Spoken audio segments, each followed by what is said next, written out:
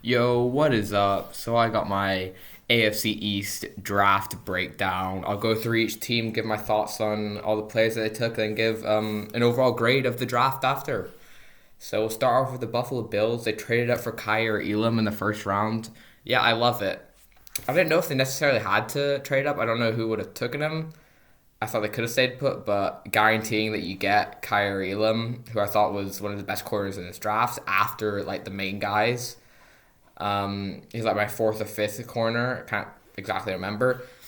But yeah, I thought Kyrie Elam, great player. They needed a corner opposite of Trey Davis. Why it's kind of only their really big other need that they had on their roster because they didn't have a lot of needs. So locking in a Kyrie Elam to play that number two cornerback role, I thought that was a tremendous pick. And then they took James Cook in the second round.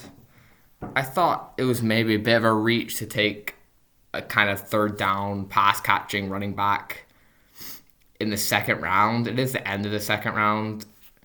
As they could have possibly got him with their third round pick, but maybe not.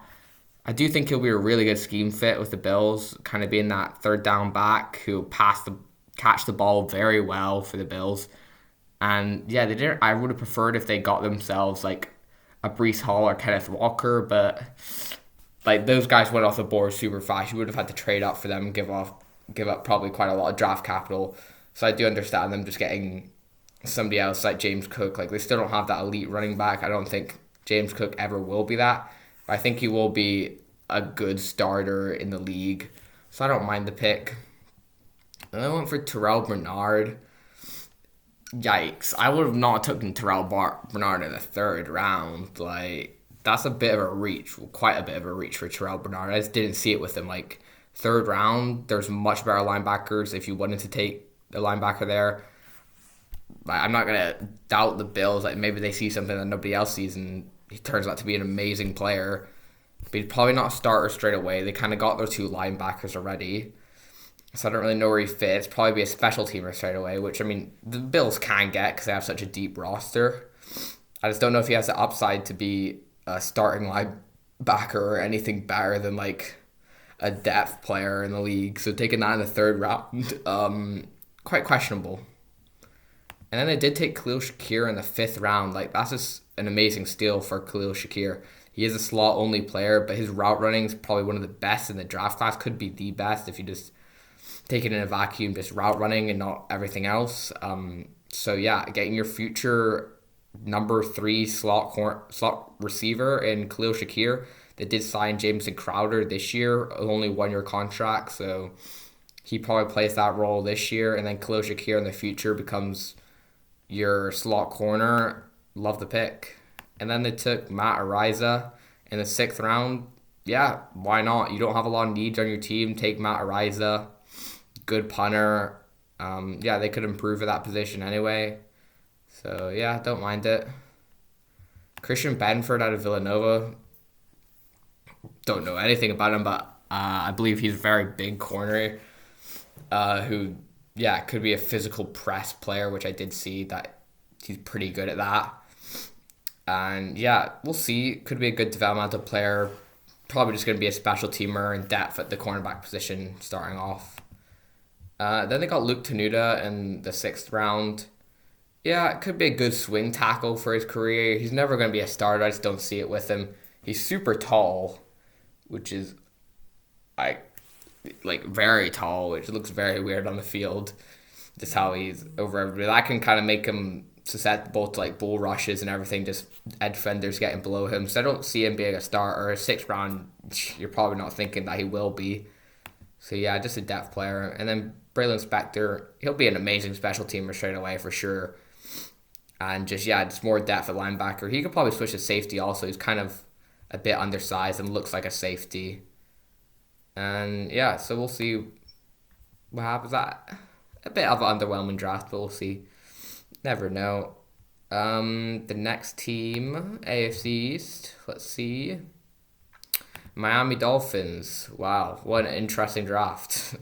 Only 4 picks that they had. They took Chant Tindall with the first pick. Yeah, I liked it. Chant Tindall's a really good player.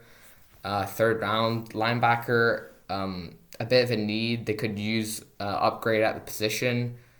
Might not be a starter straight away, but I think he will be used quite a lot. I think probably Leo Chenal was still on the board, which I think would have been a better pick at linebacker. But I'm not gonna go at them for taking Tyndall, who I still think is a good linebacker and could develop into a pretty good starter. And then they took Eric Uzukamna. Yeah, kind of just a possession receiver. Seems like they're trying to draft a replacement for Devontae Parker. But fourth round for a backup receiver who's probably not going to see the field a lot with all the receivers that they already have. Probably going to be a fourth or fifth receiver. I don't love it. There was better players they could have took at this point to address like needs like offensive line. They didn't take any offensive linemen, which was pretty surprising. So I thought they should have looked at the position. But yeah, I don't see anything else besides him just being a possession receiver. Then Cameron Good, outside linebacker, California. Yeah, whatever. Just going to be a good special teamer. It's the seventh round. You see what you got. And then Skylar Thompson, Kansas State. It's a third string quarterback. Like, I don't really see the point of taking him. Like, you probably could have got him in undrafted free agency. But yeah, if you really like Skylar Thompson, think he'll be a good backup, then yeah, not gonna fault you with that. Could be a decent backup. And then the New England Patriots. Yeah, very interesting draft. They took Cole Strange with their first pick. And I don't mind Cole Strange. I think he's a pretty decent player. I thought at pick 29 it was a reach to take Cole Strange. You probably could have gotten much better, like trading down to like later in the second round. You probably could have even got him in the third round. So taking him in the first, I don't love it. I do think he'll be a good starter in the league for a while. So that's why it's not horrible picks. I actually do see him being a pretty decent player. At pick 29, it's just kind of a bad use of your resources to take somebody there when you could have traded down and not like actually looking at the big board. I just didn't love it at that point. And then Tyquan Thornton, another reach at 18 in the second round. There was much better receivers that went after Tyquan Thornton, like George Pickens, Sky Moore, Alec Pierce. They all went after Tyquan Thornton, like soon after. So, I mean, taking him before all those dudes, I don't love. I think all of those players are better. He does have that elite speed, which they do need in their offense. They do have Nelson Aguilar, but he's not an amazing player. I don't know the upside that Tyquan Thornton has. He is a decent route runner. So, I mean, I'm not surprised that he went in the second round just this early. And with all the other receivers that were available, I don't think it was an amazing pick. I did like the Marcus Jones pick. I think he's a good player. Marcus Jones, yeah, probably just going to be a slot corner. He doesn't have the size to play on the outside, although I wouldn't be surprised if the Patriots say he does. Because what they do in their defense, like, it's not going to be surprising if he does. But he's going to be an amazing kick returner straight away also. I think he could develop into a really good slot corner. Like, everything about his game is very good. He's got speed. Just how he plays the cornerback position is elite. So I like Marcus Jones. I thought it was a good pick. And then they did take Jack Jones in the fourth round. I thought that was a reach for another undersized slot cornerback. Like, fourth round for him. I did not love the picks. Yeah. I do like Pierre Strong. It's just the Patriots, they have so many running backs already on their roster. I just don't think Pierre Strong's going to be able to see the field that much. I would have wished that he could go somewhere to be a number 2 running back. So, I mean, going to the Patriots, if they really like him and think he can be a future number 2, if some players don't work out or injuries happen, then I like it. It's his fourth round for a third or fourth string running back. It's not great. I didn't mind the Bailey Zappi pick. Like, I think he's a perfect backup for the Patriots. He just seems like a Patriots type of player. So I'm not surprised that the Patriots took him. It just seems like somebody that they would take. A backup in the fourth round also, who doesn't have upside to be a starter. You already got Mac Jones. I don't love it. And then taking another running back, Kevin Harris out of South Carolina, kind of more of a bruiser running back, like short yardage player. But why do you need to take another running back when you got such a deep running back group already and you took Pierre Strong? I just don't get it. It's like you could have taken anybody else. And Sam Roberts out of Northwest Missouri State, like, who the heck is that guy? Nobody knew who he was. Everybody was surprised when they took him in the draft. So, again, they probably could have got this guy undrafted, not in the 6th round. And then Jason Hines, actually pretty decent pick. Did like it. I think he'd be a good backup guard. Again, if Andrew Stuber, he could play guard or tackle. He played tackle at Michigan. I think he probably profiles more of a guard in the league. I thought that was a really good pick. In the 7th round, also very surprising. I thought he would have gone probably early 6th round just as a good backup player. So, I mean, that brings us to the last one, which is the New York Jets. Yeah, what a draft did they had. They take Amar Garner with their first pick. Love it. It worked out perfectly. I was a bit surprised they didn't take... They had the pick of all offensive linemen and Kayvon Thibodeau. I thought they would have took Kayvon Thibodeau, but, I mean, I do love Amar Garner, so I'm not going to hate them for that. And the corners were going to fly off the board anyway, and they probably would have gotten the player that they wanted at a big position of need for the Jets, so I like that. And then they take Garrett Wilson at 10, another amazing pick. Most people's number one receiver in the draft class, just gives you a potential elite number one receiver for Zach Wilson. Great route runner who has speed also. It's just an amazing pick. Like, they needed to get another receiver for Zach Wilson to see if he can be their future, like, elite quarterback.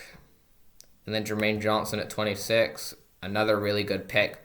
There were rumors that he'd go at number 10 or even number 4 to the Jets. So trading up into the end of the 1st round to get Jermaine Johnson, who's going to be a really good player for the Jets. I love it. So I like that pick.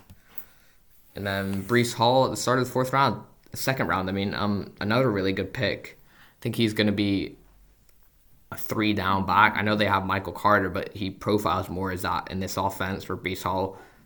And you don't really want Michael Carter being that number 1 player. So Breece Hall, love the pick. I think he'll be an amazing running back.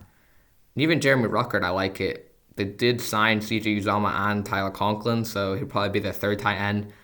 But as a run-blocking tight end straight away, yeah, that makes a ton of sense. He's a really good blocker. So I like Jeremy Ruckert. And then Max Mitchell, another really good player. I think he's going to be a really good swing tackle for a long time in the league. So yeah, I like that pick. 4th round, good value also. Michael Clemens, probably the worst pick. There's better players they could have took on the board, but I mean, he is a very powerful player. So I can't see a role for him in the league, and more bodies and edge are never a bad idea.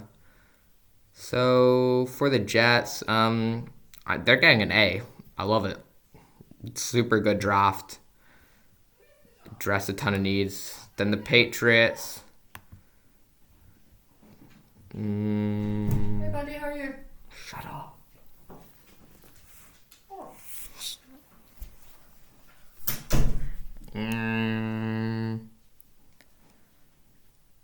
Is it very probably? I'm thinking about a C. C is probably what I would do. Yeah, I'll give them a C. Just very underwhelming. And then the Dolphins, only 4 picks.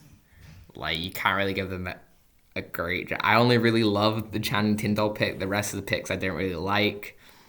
So, again, I'm going to give that a C. And then... Where's the last team? Where you at, Bills? Okay, Buffalo Bills. Yeah, again, just an underwhelming draft class again. I like Kyrie Elam. I do like James Cook. Khalil Shakir was a good pick. Matt Ariza's decent. Give them a B. I think that's pretty good. So yeah, that's the video. Thanks for watching, and yeah, I'll see you next time.